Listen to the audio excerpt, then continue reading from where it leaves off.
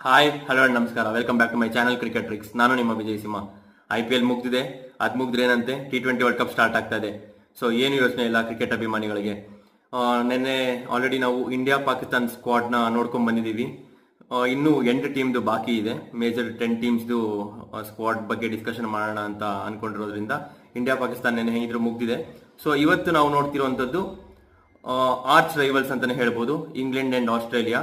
ಇವ್ರದ್ದು ಆಶಸ್ ಬಂದ್ಬಿಟ್ಟು ಐತಿಹಾಸಿಕ ಇತಿಹಾಸನೇ ಸೃಷ್ಟಿ ಮಾಡಿರುವಂತ ಟೀಮ್ಸ್ ಇದೆರಡು ಕೂಡ. ಆರ್ಚ್ ರೈವಲ್ಸ್ ಅಂತ ಹೇಳಿದ್ರೆ ಕೂಡ ತಪ್ಪಾಗಲ್ಲ. ಇವ್ರದ್ದು ಇವಾಗ ಸ್ಕ್ವಾಡ್ಸ್, ಆಮೇಲಿಂದ ಇವ್ರದ್ದು ಪ್ಲೇಯಿಂಗ್ ಲೆವೆನ್ ಯಾವ ತರ ಇರ್ಬೋದು, ಆಮೇಲಿಂದ ಇವ್ರದ್ದು ಸ್ಟ್ರೆಂತ್ಸ್, ಇವ್ರದ್ದು ವೀಕ್ನೆಸ್, ಇವ್ರದ್ದು ಆಲ್ರೌಂಡರ್ ಎಬಿಲಿಟೀಸ್, ಯಾರು ಇವ್ರದಲ್ಲಿ ಫಿನಿಷರ್ ರೋಲ್ಸ್ ಎಲ್ಲ ಮಾಡ್ತಾರೆ ಅದನ್ನೆಲ್ಲ ನೋಡ್ಕೊಂಡ್ ಬರೋಣ, ಒಂದೊಂದಾಗೆ ಬರೋಣ. ಸೊ ಇವಾಗ ಇಂಗ್ಲೆಂಡ್ ಸ್ಕ್ವಾಡಿಗೆ ಬರೋಣ. ಇಂಗ್ಲೆಂಡ್ ಸ್ಕ್ವಾಡ್ ಅಲ್ಲಿ ಜೋಸ್ ಬಟ್ಲರ್ ಕ್ಯಾಪ್ಟನ್ ಆಗಿರ್ತಾರೆ. ವಿಕೆಟ್ ಕೀಪರ್ ರೋಲ್ ಇವ್ರದಲ್ಲಿ ಫಿಲ್ ಸಾಲ್ಟ್ ಮಾಡ್ತಾರೆ. ಫಿಲ್ ಸಾಲ್ಟ್ ನಾವು ಆಲ್ರೆಡಿ KKR ಇದ್ರಲ್ಲಿ ನೋಡಿರೋದ್ರಿಂದ ತುಂಬಾ ಒಳ್ಳೆ ಕೀಪರ್. ಜೊತೆಗೆ ಓಪನಿಂಗ್ ಸ್ಲಾಟ್ ಅಲ್ಲಿ ಬರ್ತಾರೆ ಇವರು, ಒಳ್ಳೆ ಸ್ಟ್ರೈಕ್ ರೇಟ್ ಅಲ್ಲಿ ಆಡ್ತಾರೆ. ಒನ್ ಡೌನ್ ವಿಲ್ ಜಾಕ್ಸ್ ಬರ್ತಾರೆ ಇವ್ರದಲ್ಲಿ. ವಿಲ್ ಜಾಕ್ಸ್ ನಾವು ನೋಡಿದೀವಿ RCB ನಲ್ಲಿ ಹೇಗೆ ಆಡಿದ್ದಾರೆ ಅಂತ. ಸೊ ಎರಡು ಮಾತೇ ಇಲ್ಲ ಇವ್ರದ್ದು ಬ್ಯಾಟಿಂಗ್ ವಿಷಯದಲ್ಲಿ. 41 ಬಾಲಿಗೆ ಸೆಂಚುರಿ ಹೊಡಿತಾರೆ ನಮ್ಮ RCB ಇದರಲ್ಲಿ. ಸೊ ಇವ್ರದ್ದು ಸ್ಟ್ರೈಕ್ ರೇಟ್ ಇರ್ಬೋದು ಅಥವಾ ಇವ್ರದ್ದು ಬ್ಯಾಟಿಂಗ್ ಎಬಿಲಿಟೀಸ್ ಇರ್ಬೋದು, ಅದ್ರ ಬಗ್ಗೆ ಏನು ಡೌಟ್ಸೇ ಇಲ್ಲ. ಜೊತೆಗೆ ಇವರು ಪಾರ್ಟ್ ಟೈಮ್ ಸ್ಪಿನ್ನರ್ ತರ ಕೂಡ ಇವ್ರನ್ನ ಯುಟಿಲೈಸ್ ಮಾಡ್ಕೋಬಹುದು. ವಿಕೆಟ್ಸ್ ಕೂಡ ತೆಗೆದಿದ್ದಾರೆ ಇವರು. ಜಾನಿ ಬೇರ್ಸ್ಟೋ ಇಟ್ಕೊಂಡಿದ್ದಾರೆ. ಇವರು ಕೀಪರ್ ಆಸ್ ವೆಲ್, ಇವರು ಕೀಪಿಂಗ್ ಕೂಡ ಮಾಡ್ತಾರೆ. ಸೊ ಇವ್ರದ್ದು batting as well as keeping ಎರಡೂ ಇದೆ. ನೋಡ್ಬೇಕು ಇವ್ರನ್ನ ಪ್ಲೇಯಿಂಗ್ ಲೆವೆನ್ ಅಲ್ಲಿ ಇಟ್ಕೊಂತಾರ ಏನು ಅಂತ. ಬೆನ್ ಡಕೆಟ್ ಅವರು ಇದ್ದಾರೆ, ಇವರು ಲೆಫ್ಟ್ ಹ್ಯಾಂಡೆಡ್ ಬ್ಯಾಟ್ಸ್ಮನ್. ಇವ್ರದ್ದು ಸ್ಟ್ರೈಕ್ ರೇಟ್ ಎಲ್ಲ ತುಂಬಾ ಚೆನ್ನಾಗಿದೆ. ಮೋಸ್ಟ್ ಪ್ರಾಬ್ಲಿ ಇವರು ಲೆಫ್ಟ್ ಹ್ಯಾಂಡೆಡ್ ಆಗಿರೋದ್ರಿಂದ ಪ್ಲೇಯಿಂಗ್ ಲೆವೆನ್ ಅಲ್ಲಿ ಬರೋ ಚಾನ್ಸಸ್ ಜಾಸ್ತಿ ಇದೆ. ಹ್ಯಾರಿ ಬ್ರೂಕ್ ಇದ್ದಾರೆ, ಇವರು ರೈಟ್ ಹ್ಯಾಂಡೆಡ್ ಬ್ಯಾಟ್ಸ್ಮನ್. ಇವರು ಅಷ್ಟೇ ತುಂಬಾ ಒಳ್ಳೆ ಸ್ಟ್ರೈಕ್ ರೇಟ್ ಇಂದ ಆಡೋ ಪ್ಲೇಯರ್. ಲಿಯಾಮ್ ಲಿವಿಂಗ್ ಸ್ಟೋನ್ ಕೂಡ ಬಗ್ಗೆ ಮಾತಾಡೋಂಗಿಲ್ಲ, ಒಳ್ಳೆ ಸ್ಟ್ರೈಕ್ ರೇಟ್ ಅಲ್ಲಿ ಆಡ್ತಾರೆ. ಜೊತೆಗೆ ಇವ್ರದ್ದು ಫಾರ್ಮ್ ಸ್ವಲ್ಪ ಇನ್ಕನ್ಸಿಸ್ಟೆಂಟ್ ಆಗಿದೆ. ಜೊತೆಗೆ ಇವರು ಬೌಲಿಂಗ್ ಕೂಡ ಮಾಡ್ತಾರೆ. ಆಲ್ಮೋಸ್ಟ್ ಇವ್ರಿಗೆ 2 ರಿಂದ 3 ಓವರ್ ಕೊಡ್ತಾರೆ. Moeen Ali is back. Moeen Ali ಬಂದಿದ್ದಾರೆ ಮತ್ತೆ ವಾಪಸ್ ಸ್ಕ್ವಾಡ್ಗೆ. ಇದೊಂಥರ ಖುಷಿ ವಿಷಯ ಇಂಗ್ಲೆಂಡ್ ಅವ್ರಿಗೆ. ಯಾಕೆಂತಂದ್ರೆ ಇವ್ರೊಂದು ಸ್ವಲ್ಪ ಕನ್ಸಿಸ್ಟೆಂಟ್ ಆಗಿ ಆಡ್ಕೊಂಡ್ ಬರೋರು, because of is all-round abilities. Bowling as well as batting ಎರಡು ಚೆನ್ನಾಗಿ ಮಾಡ್ತಾರೆ. ಸ್ಯಾಮ್ ಕರನ್ ಅವರು ಕೂಡ ಇವ್ರ ಸ್ಕ್ವಾಡ್ಗೆ ಮತ್ತೆ ವಾಪಸ್ ಬಂದಿದ್ದಾರೆ. ಸ್ಯಾಮ್ ಕರನ್ ಅವರು ನಮ್ಗೆ ಗೊತ್ತಿರೋಂಗೆ ಲೆಫ್ಟ್ ಆರ್ಮ್ ಪೇಸರ್. ಅದ್ರ ಜೊತೆಗೆ ಬ್ಯಾಟಿಂಗ್ ಕೂಡ ಆಡ್ತಾರೆ, ಲೋಯರ್ ಡೌನ್ ದ ಆರ್ಡರ್. ಒಂದೊಂದ್ಸತಿ ಪಿಂಚಿಟರ್ ತರ ಕೂಡ, ಒಂದೊಂದ್ಸತಿ 2 ಡೌನ್ 3 ಡೌನ್ ಅಂತ ಕೂಡ ಎಕ್ಸ್ಪೆರಿಮೆಂಟ್ ಮಾಡೋ ಚಾನ್ಸಸ್ ಇದೆ ಇವ್ರನ್ನ ಇಟ್ಕೊಂಡು. ಕ್ರಿಸ್ ಜಾರ್ಡನ್ ಬೌಲರ್, ಇವರು ಡೆತ್ ಬೌಲಿಂಗ್ ಸ್ಪೆಷಲಿಸ್ಟ್ ಅಂತಾನೆ ಹೇಳ್ಬೋದು ಇವ್ರನ್ನ. ರೈಟ್ ಆರ್ಮ್ ಪೇಸರ್ ಇವರು. ಟಾಮ್ ಹಾರ್ಟ್ಲಿ ಬಂದ್ಬಿಟ್ಟು ಸ್ಪಿನ್ನರ್. ಇವ್ರನ್ನ ನಾವು ಟೆಸ್ಟ್ ಅಲ್ಲೆಲ್ಲ ನೋಡಿದೀವಿ, ಚೆನ್ನಾಗಿ ಮಾಡಿದ್ದಾರೆ. ಆದಿಲ್ ರಶೀದ್ ಇದು ಫ್ಯಾಂಟಾಸ್ಟಿಕ್ ಸ್ಪಿನ್ನರ್, ನೋಡ್ಕೊಂಡ್ ಬಂದಿದೀವಿ. ಅವರು ಸ್ಕ್ವಾಡಿಂಗ್ ಮರಳಿ ಬಂದಿರೋದು ತುಂಬಾ ಒಳ್ಳೆ ವಿಷಯ. ಯಾಕೆಂತಂದ್ರೆ ವಿಕೆಟ್ ಟೇಕಿಂಗ್ ಎಬಿಲಿಟೀಸ್ ಇರುವಂತ ಸ್ಪಿನ್ನರ್ ಇವರು.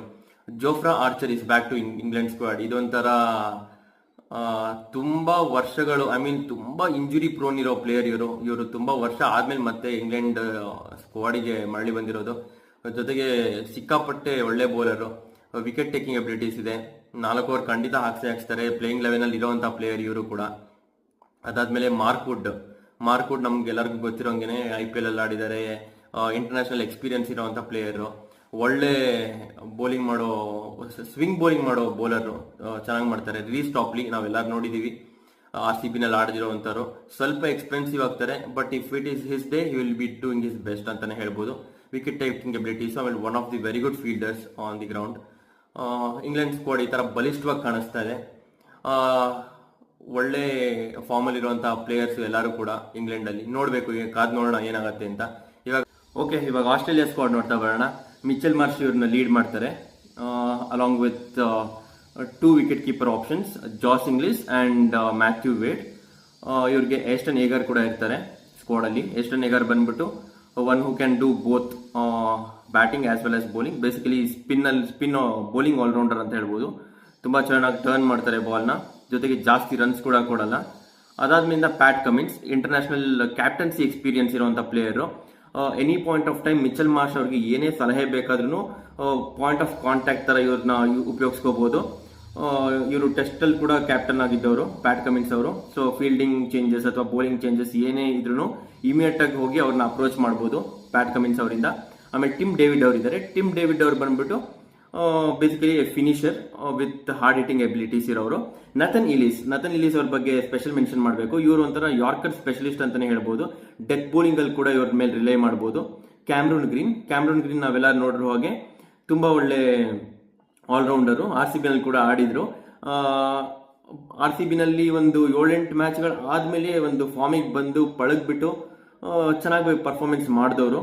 ಬೌಲಿಂಗ್ ಅಲ್ಲೂ ಚೆನ್ನಾಗಿ ಮಾಡಿದ್ದಾರೆ, ವಿಕೆಟ್ಸ್ ತಗೊಂಡಿದ್ದಾರೆ. ಆಮೇಲೆ ಬ್ಯಾಟಿಂಗ್ ಅಲ್ಲೂ 200+ ಸ್ಟ್ರೈಕ್ ರೇಟ್ ಅಲ್ಲಿ ಆಡಿದ್ದಾರೆ. ಅದಾದ್ಮೇಲೆ ಜೋಶ್ ಹೇಸಲ್ವುಡ್ ಬಂದ್ಬಿಟ್ಟು ಕ್ವಾಲಿಟಿ ಪೇಸರ್. ಸ್ವಿಂಗ್ ಕೂಡ ಚೆನ್ನಾಗಿ ಮಾಡ್ತಾರೆ, ಆಸ್ ವೆಲ್ ಆಸ್ ಒಳ್ಳೆ ಪೇಸಲ್ಲಿ ಕೂಡ ಮಾಡ್ತಾರೆ. ಟ್ರಾವಿಸ್ ಹೆಡ್ ನ ನಾವು ಓಪನಿಂಗ್ ಇದರಲ್ಲಿ ಯೂಸ್ ಮಾಡ್ಕೋಬೇಕಾಗತ್ತೆ. ಒಳ್ಳೆ ಸ್ಟ್ರೈಕ್ ರೇಟ್ ಅಲ್ಲಿ ಆಡ್ತಾರೆ, 200+ ಸ್ಟ್ರೈಕ್ ರೇಟ್ ಅಲ್ಲಿ ಆಡ್ತಾರೆ. If it is his day ಅವರು 250-275 ಸ್ಟ್ರೈಕ್ ರೇಟ್ ಅಲ್ಲಿ ಆಡಿ ಪವರ್ ಪ್ಲೇ ನಲ್ಲಿ ಒಳ್ಳೆ ಸ್ಕೋರ್ ತಂದ್ಕೊಡುವಂತ ಪ್ಲೇಯರ್. ಇವ್ರದ್ದು ವಲ್ನರಬಿಲಿಟಿ ಸ್ವಲ್ಪ ಆಲ್ರೆಡಿ ಇವಾಗ ಬೇರೆ ಟೀಮ್ಸ್ ಅವರೆಲ್ಲ ಕಂಡುಕೊಂಡಿದ್ದಾರೆ.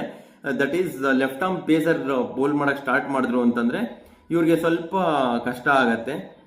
ಸೊ ಲೆಫ್ಟ್ ಆರ್ಮ್ ಪೇಸರ್ಗೆ ಇವ್ರ ಬ್ಯಾಟಿಂಗ್ ಬಂದಾಗ ಕೊಟ್ರೆ ಆಪೋಸಿಟ್ ಟೀಮ್ಸ್ ಅವ್ರಿಗೆ ಅನುಕೂಲ ಅಂತ ಹೇಳ್ಬೋದು.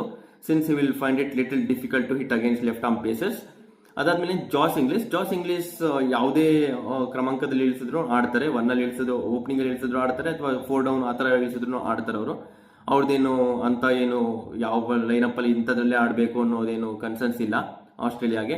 ಗ್ಲೇನ್ ಮ್ಯಾಕ್ಸ್ವೆಲ್ ವಿಷಯಕ್ಕೆ ಬೇಡ. ಗ್ಲೇನ್ ಮ್ಯಾಕ್ಸ್ವೆಲ್ ಬಂದು IPL ಅಲ್ಲಿ ಅಷ್ಟು ಒಳ್ಳೆ ಫಾರ್ಮಲ್ ಇರಲಿಲ್ಲ, ಜಾಸ್ತಿ ರನ್ಸ್ ಹೊಡೆದಿರ್ಲಿಲ್ಲ. ಇನ್ಫ್ಯಾಕ್ಟ್ ವಿಕೆಟ್ಸ್ ಕಾಲಮ್ ಕೂಡ ಅಂತ ಹೆಸರು ಮಾಡಲ್ಲ. ಇನ್ಫ್ಯಾಕ್ಟ್ RCB ಅವರು ಡ್ರಾಪ್ ಮಾಡಿದ್ರು ಸುಮಾರು ಮ್ಯಾಚಸ್ ಇವ್ರನ್ನ. ಬಟ್ ಇವರು ಇಂಟರ್ನ್ಯಾಷನಲ್ ಎಕ್ಸ್ಪೀರಿಯನ್ಸ್ ತುಂಬಾ ಚೆನ್ನಾಗಿದೆ. ಆಸ್ಟ್ರೇಲಿಯಾಕ್ಕೆ ತುಂಬಾ ಚೆನ್ನಾಗಿ ಕೂಡ ಆಡಿದ್ದಾರೆ.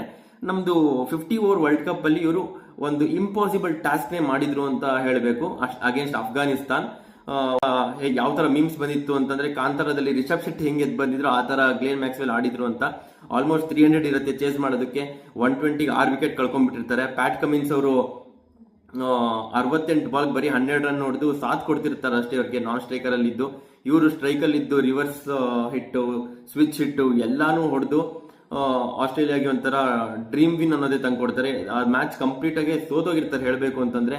ಹತ್ತತ್ರ 180-200 ರನ್ ಬೇಕಾಗಿರುತ್ತೆ. 6 ವಿಕೆಟ್ ಹೋಗಿರುತ್ತೆ. ಪ್ಯಾಟ್ ಕಮಿನ್ಸ್ ನಾನ್ ಸ್ಟ್ರೈಕಲ್ಲಿ ಇರ್ತಾರೆ. ಇವರೊಬ್ಬರೇ ಪ್ರಾಪರ್ ಬ್ಯಾಟ್ಸ್ಮನ್ ಅಂತ ಇದ್ದಿದ್ದು. ಇವ್ರವ್ರಿಗೆ ಆಲ್ಮೋಸ್ಟ್ 55 ಬಾಲ್ ಸೆಂಚುರಿ ಹೊಡಿತಾರೆ. 70 ಬಾಲ್ಗೆ 140-145 ಹೊಡೆದು ಇನ್ಫ್ಯಾಕ್ಟ್ 150ನ ಹೊಡೆದ್ರು ಅನ್ಸತ್ತೆ ಅವತ್ತು. ಇವರು ಹೊಡೆದ್ಬಿಟ್ಟು ಆಸ್ಟ್ರೇಲಿಯಾನ ಗುರಿ ಮುಟ್ಟೋದಕ್ಕೆ ಹೆಲ್ಪ್ ಮಾಡ್ತಾರೆ. ವರ್ಲ್ಡ್ ಕಪ್ ಇನ್ಫ್ಯಾಕ್ಟ್ ಆ ಮ್ಯಾಚ್ ಗೆದ್ದಾದ್ಮೇಲಿಂದ ಆಸ್ಟ್ರೇಲಿಯಾ ಎಲ್ಲೂ ಸೋಲ್ ಅನ್ನೋದೇ ನೋಡ್ಲಿಲ್ಲ. ಇನ್ಫ್ಯಾಕ್ಟ್ ವರ್ಲ್ಡ್ ಕಪ್ನು ಗೆದ್ಕೊಂಡ್ ಬಂದ್ಬಿಟ್ರು. ಆಡಿದ್ರೆ ಅಷ್ಟು ಚೆನ್ನಾಗೂ ಆಡ್ತಾರೆ ಗ್ಲೇನ್ ಮ್ಯಾಕ್ಸ್ವೆಲ್ ಅವರು. ಮಿಚೆಲ್ ಸ್ಟಾರ್ಕ್ ಬರೋಣ. ಮಿಚೆಲ್ ಸ್ಟಾರ್ಕ್ ನಾವು ನೋಡಿರೋ ಹಾಗೆ ಸಿಕ್ಕಾಪಟ್ಟೆ ಒಳ್ಳೆ bowler, gun bowler. He will be peaking at the right time ಅಂತ ಹೇಳ್ಬೋದು. ಕೆಲವೊಂದು ಲೀಗ್ ಫೇಸಸ್ ಅಲ್ಲಿ ಹೊಡ್ಸ್ಕೋಬಹುದು, but when it comes to the knockouts he is a go to man for Australia with his yorker abilities ಅಥವಾ with his swing abilities. In swing, out swing ತುಂಬಾ ಚೆನ್ನಾಗಿ ಮಾಡ್ತಾರೆ. Marcus ಸ್ಟಾಯ್ನಿಸ್ ವಿಷಯಕ್ಕೆ ಬಂದ್ರೆ, ಮಾರ್ಕಸ್ ಸ್ಟಾಯ್ನಿಸ್ ಕೂಡ ನಮಗೆ 2 ಆಲ್ರೌಂಡ್ ಎಬಿಲಿಟೀಸ್ ಬರುತ್ತೆ. Batting ಕೂಡ ಹಾರ್ಡ್ ಹಿಟ್ಟಿಂಗ್ ಪ್ಲೇಯರ್, ಬೌಲಿಂಗ್ ಬಂತು ಅಂತಾನೆ ಮೀಡಿಯಂ ಪೇಸರ್. ಇವರು ಮಿಡಲ್ ಓವರ್ಸ್ ಅಲ್ಲಿ ಹೆಲ್ಪ್ ಮಾಡ್ತಾರೆ ಬೌಲಿಂಗ್ ಅಲ್ಲಿ. ಅದಾದ್ಮೇಲೆ ಮ್ಯಾಥ್ಯೂ ವೇಡ್, ಇವ್ರ ಪ್ಲೇಯಿಂಗ್ ಲೆವೆನ್ ಅಲ್ಲಿ ಇರ್ತಾರ ಅಂತ ಫಸ್ಟ್ ನೋಡ್ಬೇಕಾಗತ್ತೆ. ಯಾಕೆಂತಂದ್ರೆ ವಿತ್ ಆಪ್ಷನ್ ಆಫ್ ಜಾಸ್ ಇಂಗ್ಲಿಷ್ ಮ್ಯಾಥ್ಯೂ ವೇಡ್ ನ ಚೂಸ್ ಮಾಡ್ತಾರ ಇಲ್ವಾ ಅದನ್ನ ಸ್ವಲ್ಪ ಕಾದ್ ನೋಡ್ಬೇಕು. ಲೆಫ್ಟ್ ಹ್ಯಾಂಡ್ ಬ್ಯಾಟ್ಸ್ಮನ್, ಅಗ್ರೆಸಿವ್ ಆಗಿ ಆಡ್ತಾರೆ, ಒಳ್ಳೆ ಇಂಟೆಂಟ್ ಇರೋ ಪ್ಲೇಯರ್. ಡೇವಿಡ್ ವಾರ್ನರ್ ತುಂಬಾ ಚೆನ್ನಾಗಿ ಆಡಿರೋ ಪ್ಲೇಯರ್, ತುಂಬಾ ಇಂಟರ್ನ್ಯಾಷನಲ್ ಎಕ್ಸ್ಪೀರಿಯನ್ಸ್ ಇರೋ ಪ್ಲೇಯರ್. ಬಟ್ ಇವಾಗಿನ ಕರೆಂಟ್ ಟ್ರೆಂಡ್ ಅಲ್ಲಿ ಇವ್ರನ್ನ ಚೂಸ್ ಮಾಡ್ತಾರ ಅಂತ ನೋಡ್ಬೇಕು. ಯಾಕೆಂತಂದ್ರೆ ಅಷ್ಟು ಒಳ್ಳೆ ಪರ್ಫಾರ್ಮೆನ್ಸ್ಗಳು ಬಂದಿಲ್ಲ ಇವ್ರಿಗೆ. ಬಟ್ ಇಂಟರ್ನ್ಯಾಷನಲ್ ಎಕ್ಸ್ಪೀರಿಯನ್ಸ್ ತುಂಬಾ ಚೆನ್ನಾಗಿರೋದ್ರಿಂದ ಹೇಳಕ್ಕಾಗಲ್ಲ ಇವ್ರ ಮೇಲೆ ಬ್ಯಾಂಕ್ ಮಾಡ್ಬೋದು ಅಂತ. ಅದಾದ್ಮೇಲೆ ಆಡಮ್ ಝ್ಯಾಂಪಾ ಅವ್ರನ್ನ ನೋಡಿದಾಗೆಲ್ಲ ನಂಗೆ ಶೇನ್ ವಾರ್ನ್ ಅವರೇ ಜ್ಞಾಪಕ ಬರ್ತಾರೆ. ಸಿಮಿಲರ್ ಆಕ್ಷನ್ ಅಂತ ಹೇಳ್ಬೋದು. ಬಟ್ ಶೇನ್ ವಾರ್ನ್ ಅವರಷ್ಟು ಟರ್ನ್ ಮಾಡಲ್ಲ ಆಡಮ್ ಝ್ಯಾಂಪಾ ಅವರು. But still Adam Zampa is a decent bowler. If it is his day he will be able to take 2 or 3 wickets and ಜಾಸ್ತಿ runs ಕೂಡ ಕೊಟ್ಟಿರಲ್ಲ. ಆಸ್ಟ್ರೇಲಿಯಾದಲ್ಲಿ 2 reserves ಕೂಡ ಇದ್ದಾರೆ, ಇದನ್ನ ಹೇಳಬೇಕು. 2 ರಿಸರ್ವ್ಸ್ ಬಂದ್ಬಿಟ್ಟು ಜೇಕ್ ಫ್ರೇಸರ್ ಮೆಗರ್ಕ್, ಆಮೇಲೆ ಮ್ಯಾಟ್ ಶಾರ್ಟ್ ಬೌಲಿಂಗ್ ಕೂಡ ಮಾಡ್ತಾರೆ. ಆಮೇಲೆ ಬ್ಯಾಟಿಂಗ್ ಕೂಡ ಒಂದು ಇಂಟೆಂಟ್ ಇಟ್ಕೊಂಡು ಆಡೋ ಪ್ಲೇಯರು.